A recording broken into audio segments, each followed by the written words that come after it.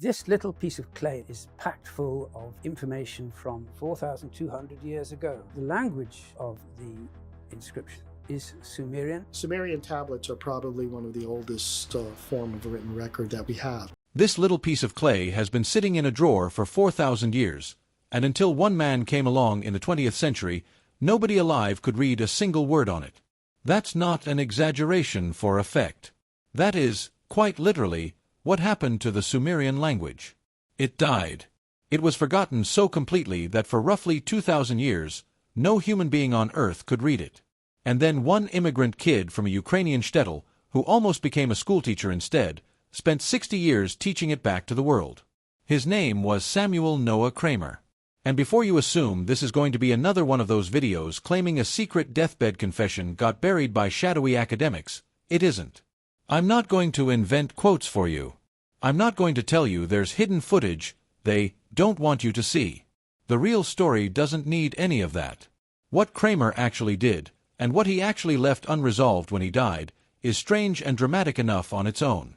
You just have to sit with how genuinely strange it is that an entire civilization can vanish so completely that rebuilding its language becomes a 60-year act of detective work. Let's start at the beginning, because the beginning is where this story gets interesting in a way most people never hear about. He wasn't born Samuel. He was born Simcha Kramer in 1897 in a small town called Zashkiv in the Kiev region of the Russian Empire, what's now Ukraine. His parents gave him two names, Simcha, meaning joy, and Noah, after the biblical patriarch. In 1905, when he was still a young child, his family fled the region during a wave of anti-Jewish pogroms carried out under Tsar Nicholas II. They emigrated to the United States and settled in Philadelphia, a city that would remain the center of Kramer's entire life for the next 85 years. Growing up, Kramer studied Hebrew and Yiddish, and steeped himself in biblical stories the way religious Jewish children of his generation often did. But his path to becoming one of the most important scholars of the ancient world was nowhere near a straight line. He trained as a schoolteacher first. He flirted with writing fiction and decided he didn't have the talent for it. He tried his hand at business and hated it. By his own account in his later autobiography, he drifted for years, unsure what he was actually supposed to do with his life. It wasn't until he was around 30 years old, an age by which most academics in his field have already built a career, that Kramer finally found the thing he'd spend the rest of his life doing. He enrolled at Dropsy College in Philadelphia, a school built around Hebrew and Near Eastern studies, and became fascinated with Egyptology. But a disagreement with one of his professors pushed him out of Dropsy and into the Oriental Studies department at the University of Pennsylvania, where he came under the mentorship of a young scholar named Ephraim Spicer, who would go on to become one of the towering figures of Near Eastern studies in America. At Penn, Kramer pivoted away from Egypt and toward something far more obscure, the language and literature of ancient Sumer. In 1929, he earned his doctorate, writing his dissertation on the newly discovered Nuzi texts. He was 32 years old, starting an academic career most people in his field would already be a decade into. And the language he was about to dedicate his life to wasn't just difficult. It was, for all practical purposes, dead in a way almost no other studied language is. Here's what makes Sumerian genuinely unlike almost anything else scholars work with. It's what's called a language isolate. It isn't related to any other known language, living or dead. It's not Semitic, like Akkadian or Hebrew or Arabic. It's not Indo-European. It stands completely alone. Nobody has spoken it as a native tongue since roughly the start of the 2nd millennium BCE, when Akkadian gradually replaced it as the everyday spoken language of Mesopotamia, even though, importantly, Sumerian didn't disappear right away. It survived for another 1,000 years or more as a learned, literary, and religious language, the way Latin survived in European monasteries and universities long after nobody spoke it at the market. But eventually even that faded. And for roughly 2,000 years, the wedge-shaped marks the Sumerians pressed into wet clay, what we call cuneiform, sat unread. Nobody living could translate a single sign. The work of cracking cuneiform didn't start with Kramer. 19th-century scholars like Henry Rawlinson and Edward Hincks had already done the extraordinary work of decoding Akkadian cuneiform using trilingual inscriptions, similar in spirit to how the Rosetta Stone unlocked Egyptian hieroglyphs. From Akkadian, which is related to languages we already understood, scholars eventually worked out that an entirely separate, older language underlay much of Mesopotamian civilization, one the Akkadians themselves had treated as a prestigious ancient tongue, the way medieval European scribes treated Latin. That was Sumerian. Pioneering scholars like François Thoreau-Daingen and Arnaud Pobel had already begun building the foundations of Sumerian grammar and vocabulary before Kramer ever entered the field. So Kramer wasn't starting completely from nothing. But when he arrived, Sumerology was still an infant discipline, full of gaps, competing guesses, and vast stretches of undeciphered or barely understood text. What he brought to it was something rarer than raw brilliance: 6 decades of relentless, obsessive, comparative labor. He read thousands of tablets scattered across museum collections in Philadelphia, Istanbul, Baghdad, and beyond, cross-referencing fragments of the same poems and myths that had been broken apart and scattered across different collections for a century. He'd find one piece of a story in a drawer in Pennsylvania and another piece of the same story in a museum in Istanbul, and piece them back together like a 4,000-year-old jigsaw puzzle with most of the pieces still missing. In 1930, just a year after finishing his doctorate, Kramer joined an archaeological expedition to Iraq, excavating at sites called Tel Bila, Tepe Gora, and Farah, real dirt-under-the-fingernails fieldwork, not just library scholarship. From 1932 to 1942, he worked at the University of Chicago's Oriental Institute, sharpening his focus specifically on the Sumerian language. Then came one of the most important stretches of his career. In 1937 and 1938, Kramer traveled to Istanbul to study and hand-copy a massive, largely unpublished collection of Sumerian literary tablets excavated decades earlier from the ancient city of Nippur, the religious heart of Sumerian civilization. Hand-copying cuneiform is not a quick task.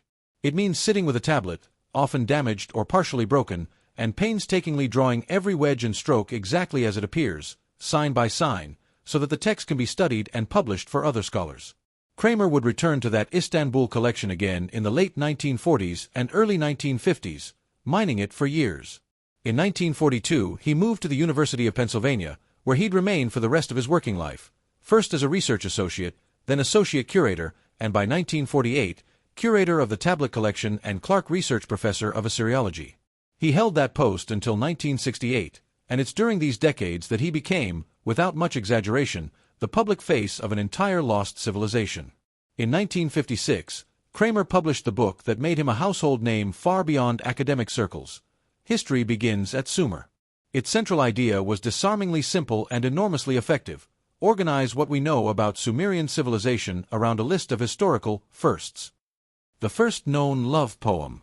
What may be the earliest known legal code, predating Hammurabi's famous code by roughly 3 centuries, credited to a king named Ur-Nammu, work Kramer carried out with fellow scholar Francis Steele. The earliest known library catalog. The earliest recorded school system, complete with tablets showing Sumerian schoolboys grumbling about strict teachers and homework, in terms that feel startlingly familiar 4,000 years later. The earliest known proverbs. Among the texts he helped bring into the light was also a Sumerian flood narrative, a story with unmistakable parallels to the later biblical flood account, predating it by well over 1,000 years. This is really what made Kramer's career different from a typical academic's. He wasn't content to publish dense technical translations for a handful of specialists. He wanted the general public to understand that human civilization's firsts, law, literature, education, romance, bureaucracy, urban complaint letters to the gods about bad harvests, didn't start with the Greeks or the Bible. They started centuries earlier, in the mud-brick cities of southern Mesopotamia, written by people whose names we can now actually read. In Hejuana, history's first named author, a poet and priestess who lived around 2300 BCE, kings, scribes, and schoolboys whose complaints and prayers survived by accident, baked into clay that has outlasted empires. He followed History Begins at Sumer with other major works, including the Sumerians, their history, culture, and character in 1963, and he ultimately authored or co-authored something like 30 books over his career, alongside dozens of technical articles. In 1968 and 1969, he gave the prestigious patent lectures at Indiana University, later published as The Sacred Marriage Rite, examining Sumerian religious and fertility ritual texts. Now here's where the story gets genuinely interesting, and where I want to push back gently on the version of this story that turns Kramer into a man who had some singular, secret crisis of faith about his life's work. That framing isn't true.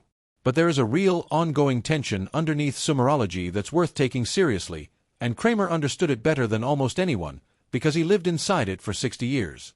Translating any ancient language involves a basic, unavoidable problem.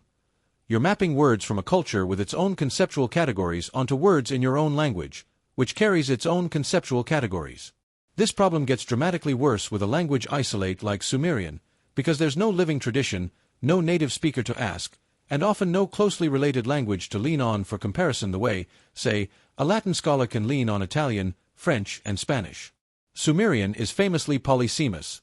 Many Sumerian signs and words carry a wide range of possible meanings depending on context, and cuneiform writing itself is a mixed system of word signs and sound signs that can be genuinely ambiguous even to experts.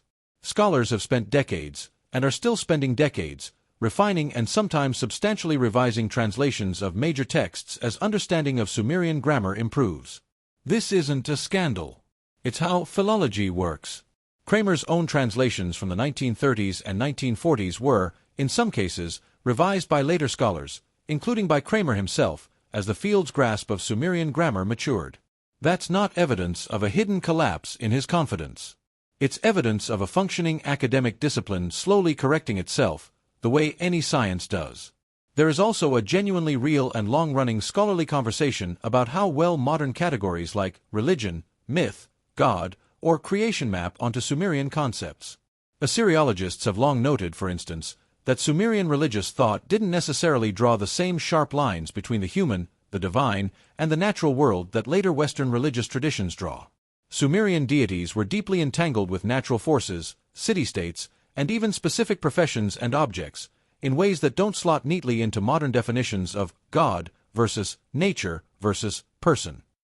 Scholars across the field, not some lone whistleblower in his final days, have written extensively about how careful you have to be when using a word like God to translate a Sumerian term like dinger, because the semantic range doesn't line up perfectly with the modern English word. That's a real and fascinating problem. It's just not a secret. It's taught in graduate seminars. It's written about in academic journals under the driest possible titles.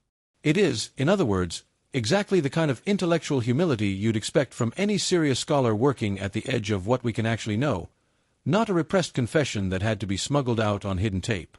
We don't need to invent a deathbed reversal for Kramer, because he told his own story, in his own words, in his 1988 autobiography, In the World of Sumer.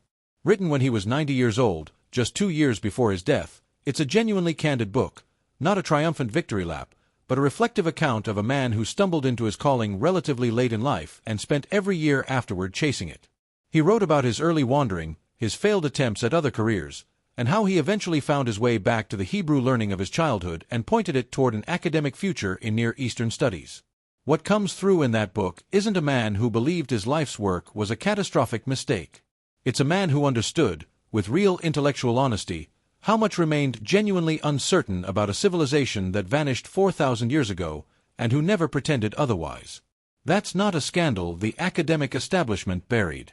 That's what scholarship looks like when it's done honestly, by someone secure enough in his own achievements to admit the edges of what he didn't know.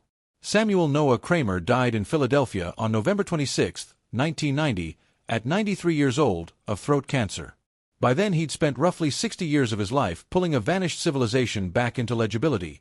One broken tablet, one hand-copied sign, one painstakingly reconstructed poem at a time. So what's the real legacy here, if it's not a hidden confession? It's this: Kramer didn't just translate Sumerian texts. In a very real sense, he helped invent the modern discipline that studies them, especially as something accessible to the wider public and not just a handful of specialists. Before Kramer, Sumerian literature, poetry, myth, proverbs, laments, love songs, was scattered across broken tablets in museum drawers, mostly unpublished, mostly unread even by specialists. After Kramer, it was organized, translated, contextualized, and in many cases handed directly to the public in accessible books that are still read today. And the field he helped build didn't freeze in place when he died. That's actually the most important part of the real story, and it's the opposite of a cover-up. Sumerology kept moving. Scholars who trained under or alongside Kramer, and generations after them, have continued refining translations, revising grammar, and, yes, sometimes overturning earlier interpretations, including some of Kramer's own, as new tablets surface and as the field's understanding of Sumerian sharpens. The Pennsylvania Sumerian Dictionary Project, for instance, launched in the years after Kramer's own tenure, has spent decades systematically cataloging the full range of meanings of Sumerian words precisely because that range is so wide and so easy to get wrong. That's not a suppressed scandal. That's the normal, unglamorous, decades-long work of a real academic field doing exactly what it's supposed to do, staying humble about a language with no living speakers, and slowly, carefully, getting a little bit closer to understanding it with every generation of scholars who pick up where the last one left off. I think it's worth sitting with the plain facts here instead of the embellished